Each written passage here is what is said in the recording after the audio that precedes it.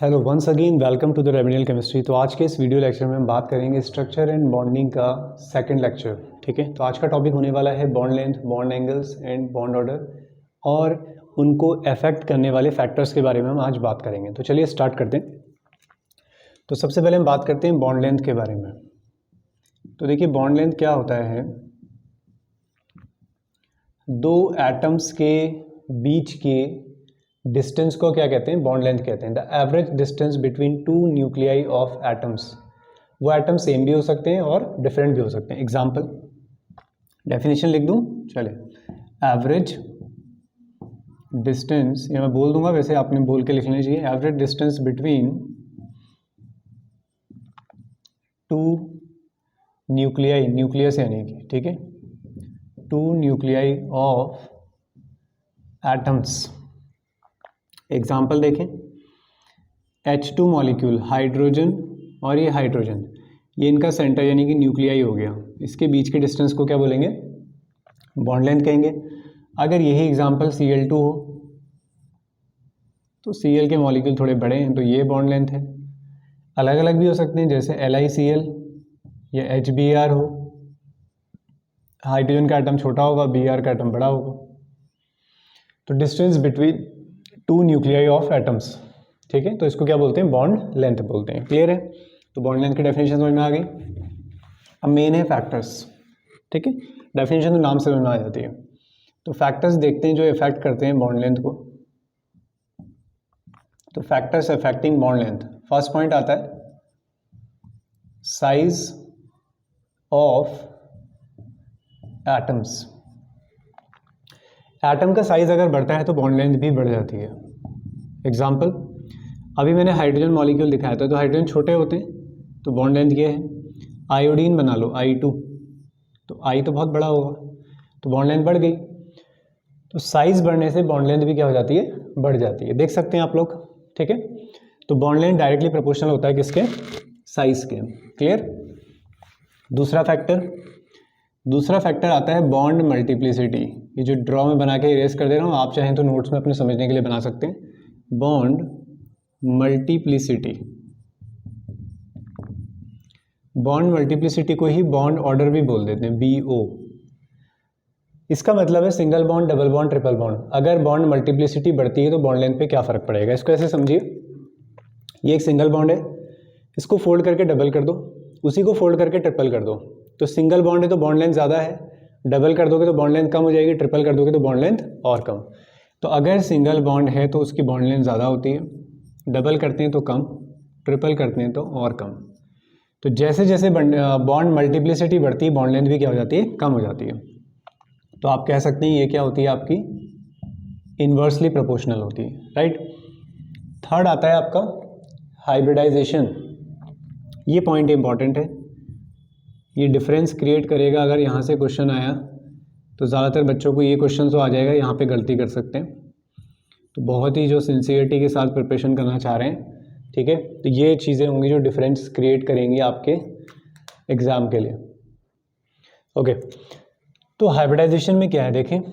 Hybridisation में है sp, sp2 and sp3।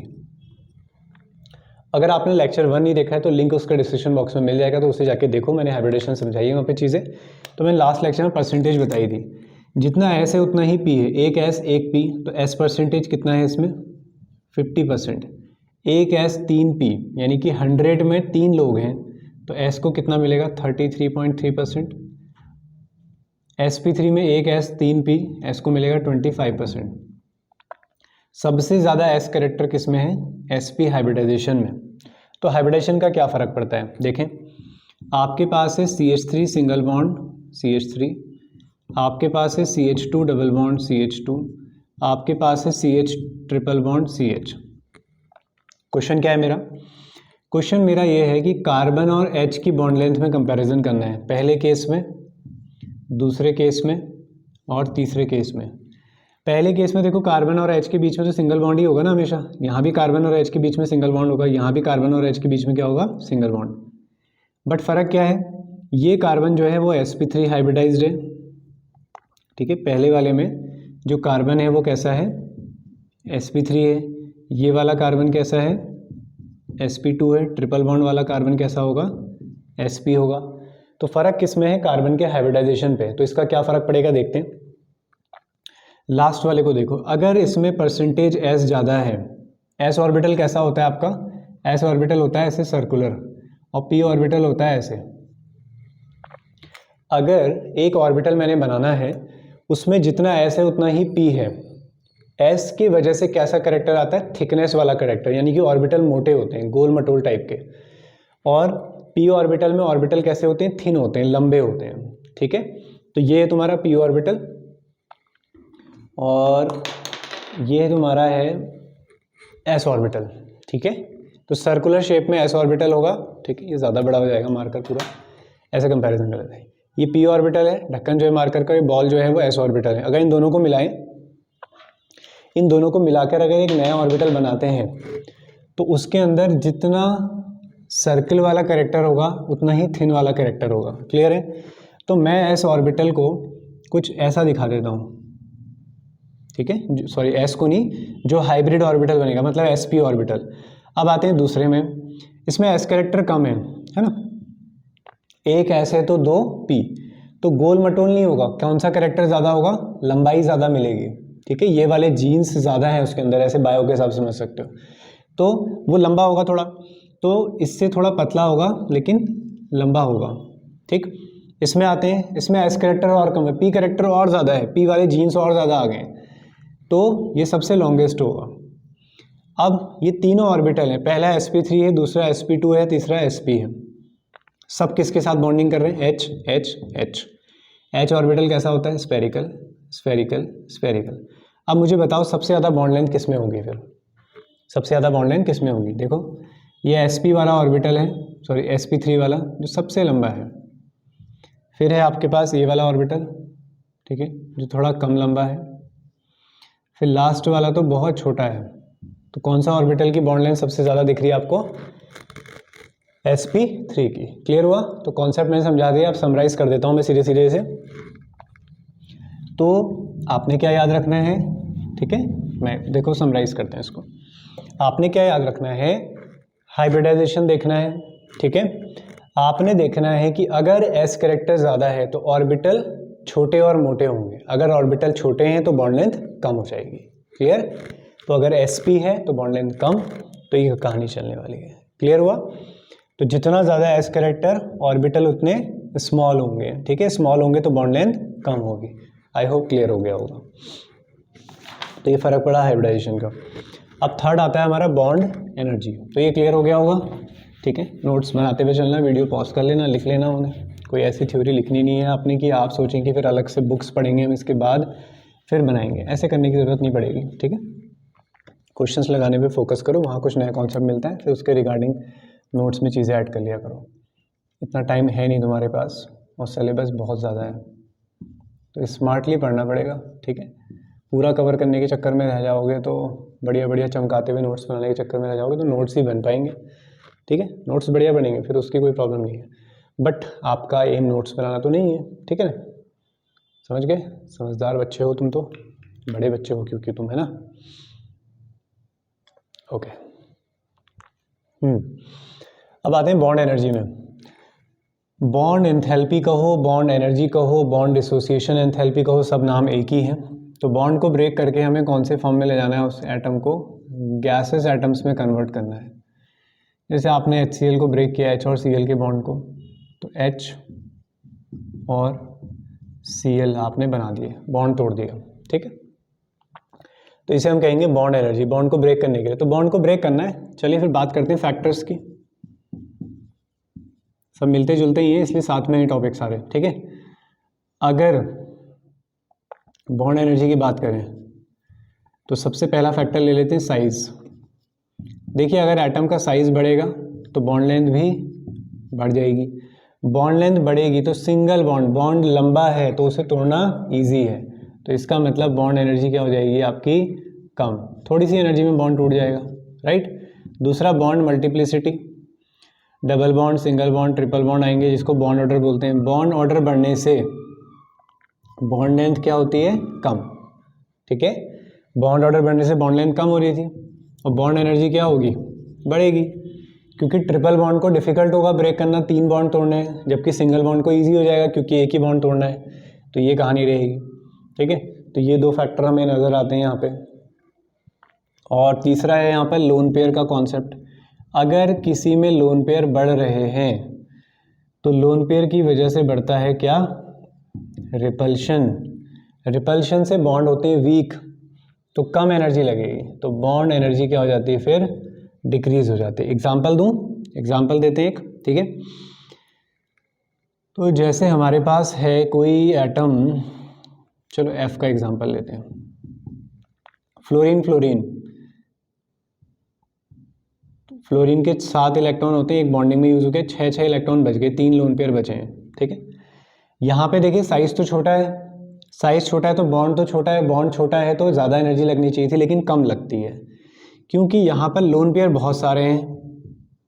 अब छोटे से साइज में बहुत सारे लोन पेयर हैं तो वो बहुत पास होंगे ना, तो रिपल्शन भी क्या होगा, फिर ज़्यादा होगा। तो रिपल्शन ज़्यादा होगा तो बॉन्ड वीक हो जाता है, तो इसकी बॉन्ड एंथैल्पी कम होती है, जबकि Cl की इससे ज़्यादा होती है। Cl में भी उतने लोन पेयर हैं, इलेक्ट्रॉन तो 6 ही है, लेकिन साइज बड़ा है, कमरा बड़ा है, 6 इलेक्ट्रॉन, 2 कमरे हैं, दोनों में 6 इलेक्ट्रॉन हैं, बट एक छोटे कमरे में 6 इलेक्ट्रॉन है तो वहाँ रिपल्शन ज़्यादा होगा, एक बड़े कमरे में 6 इलेक्ट्रॉन है तो फ़र्क नहीं पड़ेगा ज़्यादा, तो यहाँ रिपल्शन कम होता है, इसलिए बॉन्ड एनर्जी Cl2 की क्या होती है, ज़्यादा होती है। ठीक है, तो लोन पेयर रिपल्शन बढ़ाते हैं, जिससे बॉन्ड एनर्जी क्या हो जाती है, आपकी डिक्रीज हो जाती है। क्लियर हुआ। उसके बाद आता है वही हाइब्रिडेशन वाला कॉन्सेप्ट भी देख सकते हैं या फिर एस कैरेक्टर करके देख सकते हो। ठीक है, 4th पॉइंट है, अगर एस परसेंटेज इंक्रीज हो जाए, जैसा कि हाइब्रिडेशन में हो रहा है, तो अगर एस परसेंटेज बढ़ती है, एस परसेंटेज बढ़ने से उस एटम की इलेक्ट्रॉन नेगेटिविटी भी बढ़ती है, इलेक्ट्रॉनों को अट्रैक्ट करने की पावर बढ़ जाती है। तो अगर इलेक्ट्रोनेगेटिविटी बढ़ गई तो बॉन्ड कैसे हो जाते हैं, स्ट्रॉन्ग हो जाते हैं। बॉन्ड कैसे होते हैं, स्ट्रॉन्ग। एग्जाम्पल HF और HCl।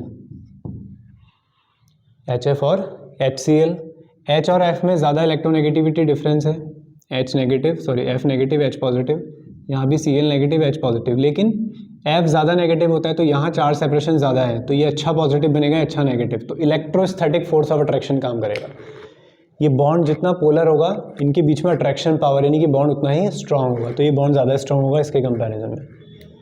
तो इसलिए हम बोलते हैं कि जैसे जैसे इलेक्ट्रोनेगेटिविटी डिफरेंस बढ़ जाता है तो बॉन्ड स्ट्रांग हो जाते हैं, या आप कहीं पे कहें एस कैरेक्टर। ठीक है, यानी कि जो इससे पहले वाला हाइब्रिडेशन वाला एग्जांपल है वो साफ साफ इसमें लगाया जा सकता है। जैसे मैं आपसे कहूँ बेटा CH2 डबल बॉन्ड CH2 और CH ट्रिपल बॉन्ड CH, इसमें अगर हम कंपैरिजन करें, ये वाला कार्बन है आपका Sp और ये वाला कार्बन है Sp2, मुझे यहाँ पे कार्बन और H का बॉन्ड ब्रेक करना है, यहाँ भी कार्बन और H का बॉन्ड ब्रेक करना है। सेम कॉन्सेप्ट है यार, बॉन्ड लेंथ समझाई थी ना इसकी, बॉन्ड लेंथ समझाई थी, तो बॉन्ड लेंथ के साथ तो हमें पता ही ना रिलेशन। ठीक है, तो हमने क्या कहा था कि इसमें S कैरेक्टर ज़्यादा है, इसके ऑर्बिटल छोटे होंगे, बॉन्ड लेंथ कम होगी, बॉन्ड लेंथ कम होगी तो इसकी एनर्जी क्या होगी, फिर ज़्यादा होगी। क्लियर हुआ। तो ये सारे कॉन्सेप्ट हैं हमारे पास बॉन्ड एनर्जी के रिगार्डिंग। अब आते हैं बॉन्ड एंगल्स के बारे में। चलिए तो बात करते हैं बॉन्ड एंगल्स की। नाम से पता चल रहा है एंगल्स किन के बीच के, बॉन्ड के बीच के। ठीक है, लोन पेयर के बीच के एंगल नहीं। तो average angles between bond pairs यानी कि बॉन्ड, ठीक है, उसको हम बोलते हैं बॉन्ड एंगल। फैक्टर्स की बात करते हैं। पहला फैक्टर, ठीक है, तो पहला फैक्टर देख लेते हैं हम, रिपल्शन बिटवीन 2 एटम्स और ग्रुप। ठीक है, रिपल्शन बिटवीन 2 एटम भी हो सकते हैं या फिर वो ग्रुप ऑफ एटम्स हो सकता है। एटम मतलब HCl Br, ग्रुप मतलब पूरा CH3। ठीक है, बहुत प्यारा एग्जांपल देते हैं तुम्हें, ऑर्गेनिक का ही है। हमारे पास है, क्या है हमारे पास, H2O है, ऐसा शेप होता है V शेप, यहाँ पे 2 लोन पेयर होते हैं, यहाँ 2 लोन पेयर होते हैं। ऐसा ही शेप होता है CH3 का, सॉरी ईथर का, CH3O CH3 का, यहाँ भी वही होगा, अभी भी वी शेप है। दोनों में लोन पेयर बराबर है, ठीक है। लोन पेयर बराबर है तो हम ये भी नहीं कह सकते कि ज़्यादा लोन पेयर कम लोन पेयर वाला भी कॉन्सेप्ट चला गया। अब देखिए ये हैं आपके छोटे छोटे एच, इनके बीच का एंगल, H2 के बीच का एंगल होता है 104 डिग्री, जबकि शेप तो यहाँ भी वही है, लेकिन यहाँ एंगल होता है 101 डिग्री। ऐसा इसलिए है क्योंकि CH3 बड़े ग्रुप हैं। CH3 कैसे ग्रुप हैं? बल्कि ग्रुप हैं। तो अगर बल्कि ग्रुप हैं, देखिए अगर ऐसा है सिंपल, अगर ऐसा है जैसे H2 का स्ट्रक्चर ऐसा है, ये दो मेरे हाथ H मान लो, तो अगर ये सिर्फ H हैं तो देखो क्लोज आ सकते हैं ना, काफ़ी क्लोज आ सकते हैं, ठीक है, तो ये नज़दीक आ सकते हैं। लेकिन अब मान लीजिए अब मेरे हाथ जो दोनों हैं वो CH3 है, ये वाला स्ट्रक्चर है। तो CH3 में खाली कार्बन थोड़ी है, कार्बन के साथ 3 H लगे हैं, तो ये ऐसे भी हैं ये, ठीक है, ऐसे हाइड्रोजन निकले हुए हैं 3, ठीक है ना। अब पास लाओगे तो ये टकराएंगे ना आपस में, तो ये ज़्यादा क्लोज नहीं आ सकते। अब ये H इतने फैले हुए हैं यहाँ पर 3 H, मैं दिखाता हूँ ओपन करके भी, तो ये अंदर आने की वजह क्या करते हैं? बाहर जाते हैं। हम तो अंदर लाना चाह रहे थे कि रिपल्शन ऊपर बढ़ेगा, अंदर आएंगे, लेकिन अंदर आने की जगह बड़े ग्रुप होने की वजह से दूर जाते हैं, जिस वजह से एंगल क्या होता है यहाँ पे काफ़ी ज़्यादा होता है, ठीक है।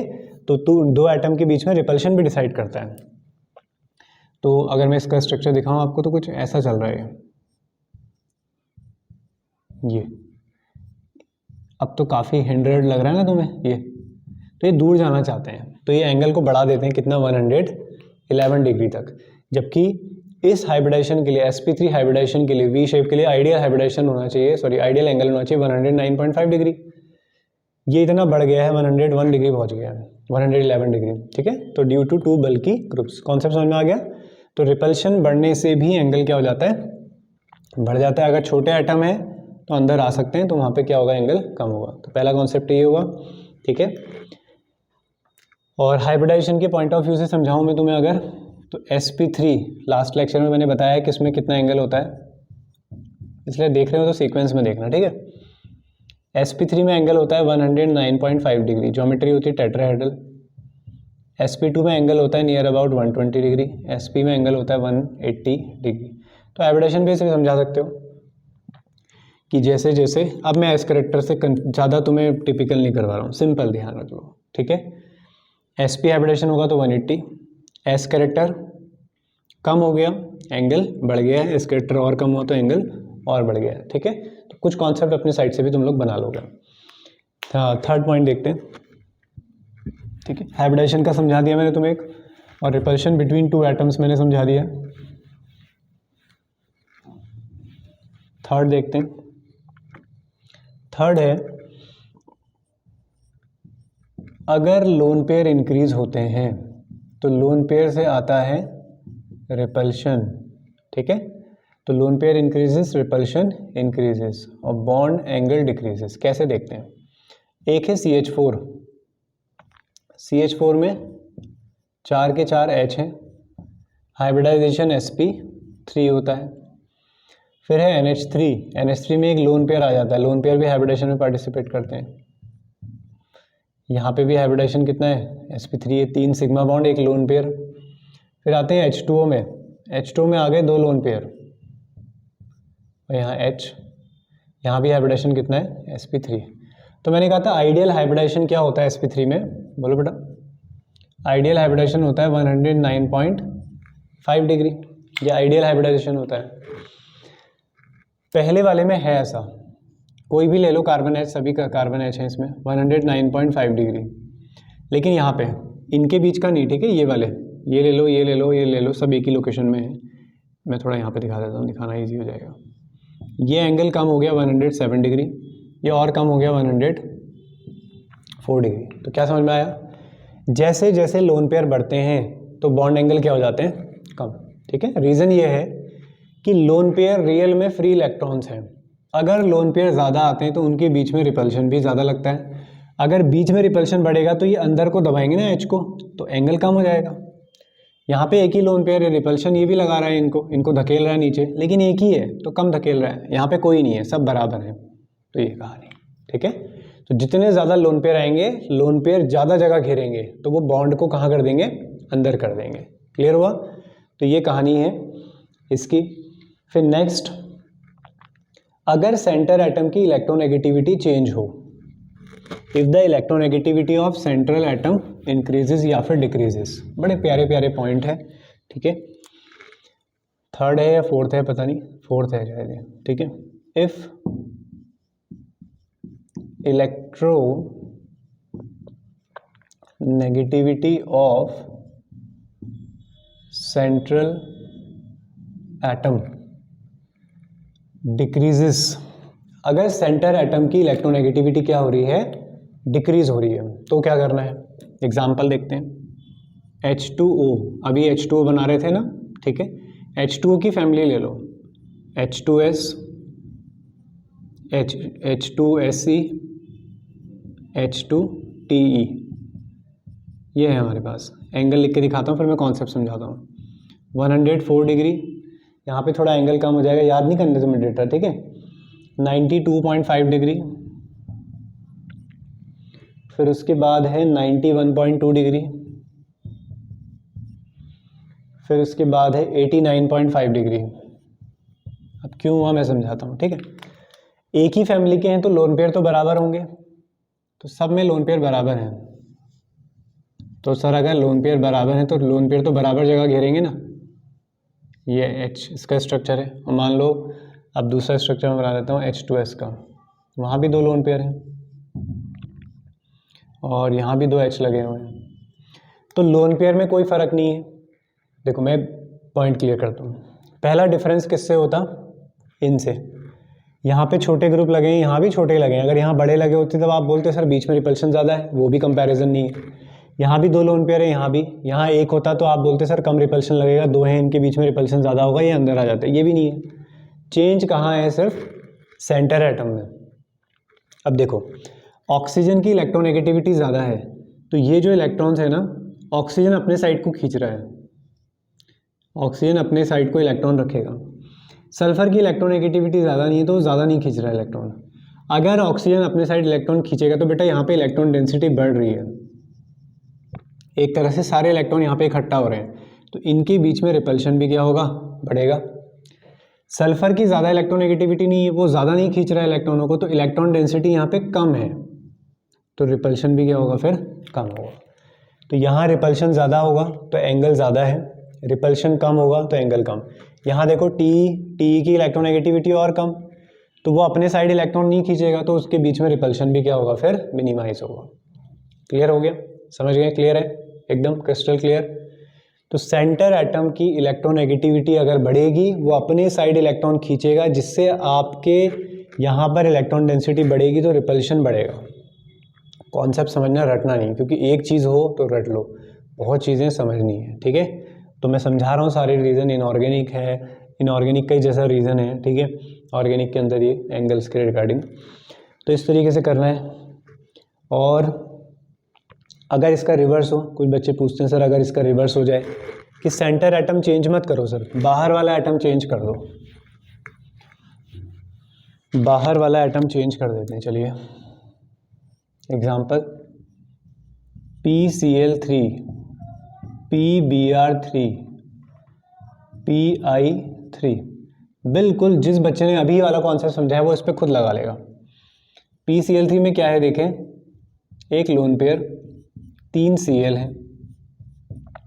PBr3 में भी ऐसा ही होगा, एक लोन पेयर होता है, 3 Br होते हैं, ठीक है। और अगर आप लोगों को ज्योमेट्री बनानी नहीं आती है, हाइब्रिडेशन का बिल्कुल आइडिया नहीं है, तो उसका लिंक भी आप लोगों को डिस्क्रिप्शन बॉक्स में मिल जाएगा। वैलेंस बॉन्ड थ्योरी करके होता है, हाइब्रिडेशन सीखें आप ज़रूर पहले, ठीक है। तो ये आपका है PCl3, PBr3, lone pair same गया, सेंटर एटम की इलेक्ट्रोनेगेटिविटी सेम गया। अब इनको देखो, इनकी इलेक्ट्रोनेगेटिविटी को देखो, Cl की इलेक्ट्रोनेगेटिविटी ज़्यादा है, तो वो अपने साइड रखेगा ना इलेक्ट्रॉन्स को, तो इलेक्ट्रॉनों की डेंसिटी कहीं ना कहीं कॉर्नर पे है, यहाँ पे है, यहाँ बीच में नहीं है, ठीक है। अब Br की इलेक्ट्रोनेगेटिविटी कम है Cl से, तो इसकी इलेक्ट्रॉन डेंसिटी कहीं बीच में है मान लो, तो मुझे बताओ किस केस में रिपल्शन ज़्यादा होगा, पहले वाले केस में या दूसरे में? पहले वाले केस में नहीं, हाँ दूसरे में, ठीक है। यहाँ पे इलेक्ट्रॉन नज़दीक आ रहे हैं ना, तो यहाँ रिपल्शन ज़्यादा होगा, तो इसका बॉन्ड एंगल ज़्यादा होगा। इसका बॉन्ड एंगल कम होगा। तो बाहर वाले एटम की इलेक्ट्रोनेगेटिविटी बढ़ेगी तो वो खींच के ले जाएगा ना इलेक्ट्रॉन, दूर दूर रहेंगे इलेक्ट्रॉन फिर उसके साइड, ठीक है। अंदर साइड रहेंगे तो कॉन्सेप्ट वही है, समझ गए। तो ये कहानी थी तुम्हारी बॉन्ड एंगल की। आई होप चीज़ें क्लियर हो गई होंगी, ठीक है। क्वेश्चंस आप लोग इस पे बना ही लेंगे, ठीक है, ऐसे कोई स्पेशल क्वेश्चंस नहीं है। एक चीज़ मैं क्लियर कर दूं आपको, आप कहीं किसी सोर्स से इनके रिगार्डिंग क्वेश्चंस बनाएं तो ऑर्गेनिक में डेफिनेटली जब भी बॉन्ड एंगल पे तो नहीं, बॉन्ड लेंथ पे अगर सवाल आएगा तो वहाँ पर hyper conjugation, resonance, double bond character, ये चीज़ें यूज़ की जाएंगी। तो अभी सिलेबस के सीक्वेंस के हिसाब से मैं क्योंकि चल रहा हूँ, तो वहाँ पे अभी हाइपर कॉन्जुगेशन, रेजोनेंस वाला टॉपिक थोड़ा आगे है। तो जब मैं वो सिखा दूंगा तो उसके रिगार्डिंग भी हम क्वेश्चन देखेंगे, ठीक है। क्योंकि अगर मैं पहले लेक्चर में उसको मिला दूँ तो फिर वो बहुत वाइड कॉन्सेप्ट हो जाएगा, ठीक। फिर आपको कन्फ्यूज़न होगा कि यार सिलेबस के सीक्वेंस कैसा चल रहा है करके। क्लियर। तो बॉन्ड एंगल, बॉन्ड लेंथ, इनके बारे में मैंने बता दिया है, फैक्टर्स बना दिए हैं। कोई एक्स्ट्रा थ्योरी वाले नोट्स नहीं बनाने हैं आपने, बड़े बड़े की पॉइंट लिखने हैं आपने। कोशिश करना है कि कम से कम पेजेस में हो, सिलेबस बहुत वास्ट है, जितना समराइज करके नोट्स, ठीक है, प्रिसाइज नोट्स बना सकते हो उस बच्चे के लिए उतना बेस्ट है। क्योंकि तुम्हें रिवाइज भी करना है, खाली एक सब्जेक्ट नहीं है, 2 सब्जेक्ट और भी पढ़ने हैं, ठीक है, उन्हें रिटेन करना है, देन उस पर प्रैक्टिस करनी है, टाइम कम है तो थोड़ा सा स्मार्टली स्टडी करेंगे, ठीक है। तो मिलते हैं नेक्स्ट लेक्चर में, okay, bye bye, take care, happy learning.